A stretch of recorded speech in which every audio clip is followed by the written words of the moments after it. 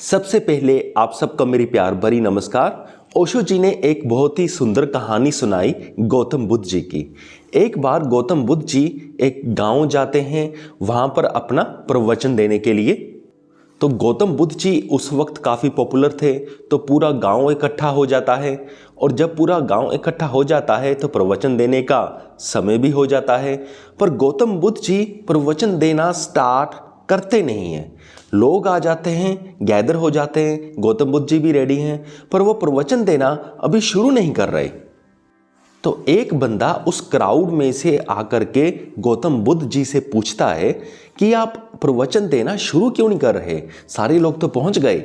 गौतम बुद्ध जी कहते हैं कि मैं उसकी वेट कर रहा हूं जो मुझे सुन सके। यहां पर सारे पहुंच तो चुके हैं, पर ये मुझे सुन नहीं सकते। यानी कि अगर इंग्लिश में कहें तो मुझे हियर कर सकते हैं पर लिसन नहीं कर सकते, या ऐसा कह लें कि मुझे सुन तो सकते हैं ऊपर ऊपर से, पर मेरी चीज़ों को अपने अंदर समा नहीं सकते। तो गौतम बुद्ध जी ऐसा कहते हैं। तो वो इंसान सुन करके, यानी कि जो गांव वाले जब इसका ये उत्तर सुनते हैं तो वो सारे हैरान हो जाते हैं, क्योंकि ये उनकी इंसल्ट भी होती है। क्योंकि जो समाज में रिस्पेक्टेड लोग थे वो वहाँ पर पहुँच चुके थे, जो वहाँ के पॉपुलर लोग थे, जो वहाँ के अमीर लोग थे, जो वहाँ के रिस्पेक्टेबल्स थे, वो सारे वहाँ पर पहुँच चुके थे और ये उनके लिए एक इंसल्ट थी।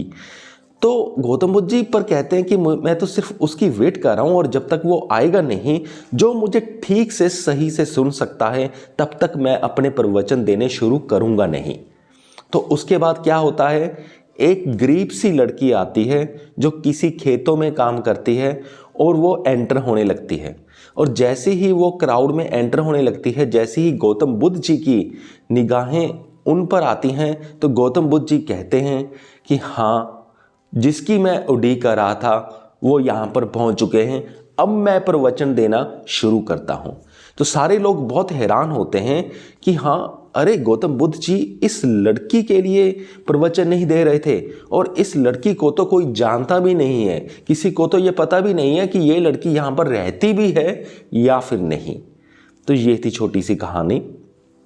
अब इस कहानी से हमें सीखने को क्या मिलता है कि जो गुरु हैं वो बहुत फ्लोइंग हैं, वो फ्लो करते रहते हैं और उनको हमेशा एक तलाश रहती है एक ऐसे पर्सन की जो उन्हें ठीक से सुन सके। तो पहला पॉइंट तो ये।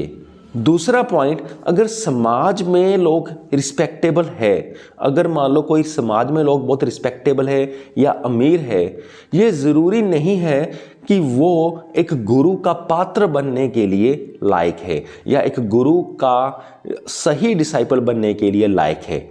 और तीसरा पॉइंट, इस कहानी से हमें यह भी सीखने को मिलता है कि जब हम सोसाइटी में ज़्यादा रिस्पेक्टेबल बन जाते हैं तो वो हमारी ईगो को भी बढ़ाता है। जैसा कहानी में कहा कि जैसे ही गौतम बुद्ध जी ने वो कहा कि मैं सिर्फ उसकी उड़ीक कर रहा हूँ जो मुझे सुन सके, तो वहाँ पर बैठे जो रिच लोग होते हैं, अमीर लोग होते हैं, जो रिस्पेक्टेबल लोग होते हैं, उनकी ईगो को हर्ट होता है, यानी कि उनकी ईगो ज़्यादा होती है।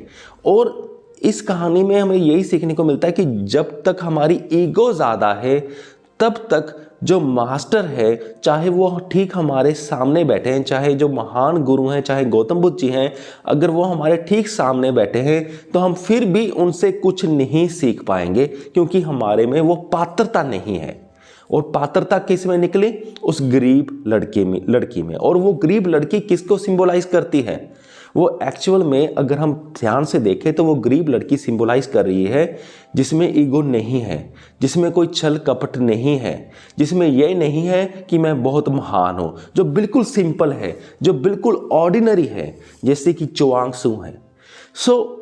ऐसी जब इंसान ऐसा हो जाता है, बिल्कुल ऑर्डिनरी हो जाता है, तो एक पॉइंट यहाँ पर मैं बोल दूँ, ऐसा नहीं होता कि हर अमीर बंदा डिसाइपल नहीं बन सकता, अमीर भी डिसाइपल बन सकते हैं।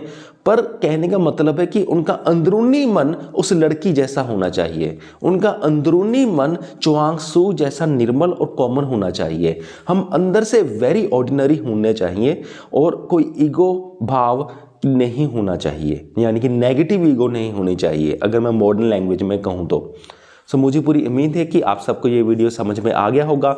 इस वीडियो के डिस्क्रिप्शन बॉक्स में मैं अच्छी स्पिरिचुअल बुक्स के लिंक्स और एक अच्छा प्लेटफॉर्म ऑडियो बुक्स सुनने का आपको डाल दूंगा प्लस ऑफर के साथ।